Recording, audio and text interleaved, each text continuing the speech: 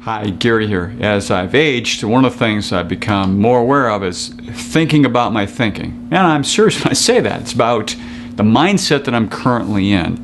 And when I've found that I keep my mindset where I want to be and be clear about my thinking, good things happen and makes life a lot simpler. So I'm reading this article from the New York Times that came out on April 10th of 2016. It's called College and the Next Big Thing - Life.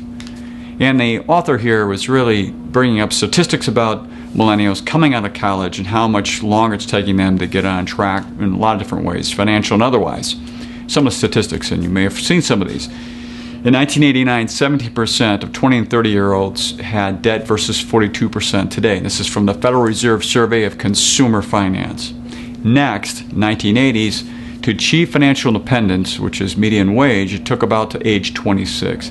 Now it takes to age 30. This is from Georgetown University Center of Education. And finally, anyone graduating around the 2008 crisis or a few years later found themselves basically 1/3 less income than their students graduated a few years earlier. This is from Lisa Kahn, economist at Yale. Well, there's also the added pressure of turning age 30. And it's kind of been ubiquitous over the last several decades at kind of that age people turn on. There was a gentleman there who said, I knew by the time I turned 30, I needed to figure out something for myself. And I think the article is really looking at this kind of delay that's taking place. It hasn't been helped because of boomer parents trying to be friends with their kids, colleges that make it so easy to get through, setting it all up so there's not the real world where there's unpredictability and fear and all sorts of change taking place and lots of risk.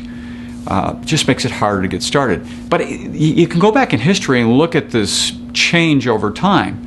I recall reading in history books anyways, you turn 12 or 13 years old back in the 1800s and you're out of school and you're into work. Primarily a agrarian society, so you're on the farm. But then for my grandparents, they never graduated from high school. They went on to the workplace at 15, 16 years old and did their thing. And then for the next generation, it was high school grads. And then the next generation, it was four-year college grads. And now we're on to the next generations, and kind of the master's degree is becoming a new bachelor degree. So a lot of folks are getting master's degrees that are coming out of college now because of this shift. And it's really a shift of approximately about 5 years. I'm going to go back to about thinking about my thinking.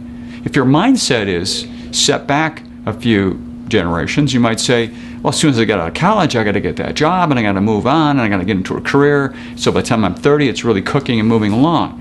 That's not really what's happening. What's happening there is there's kind of a 5-year shift. We see it in getting married later. We see it in starting families later. All these things are shifting that way. So if it's all shifting, even our mindset should shift as well relative to that. And when we get our mindset shifted to where it makes sense to be, we get more confidence, we get clearer about our direction, and we start taking on new capabilities. This is really, really important.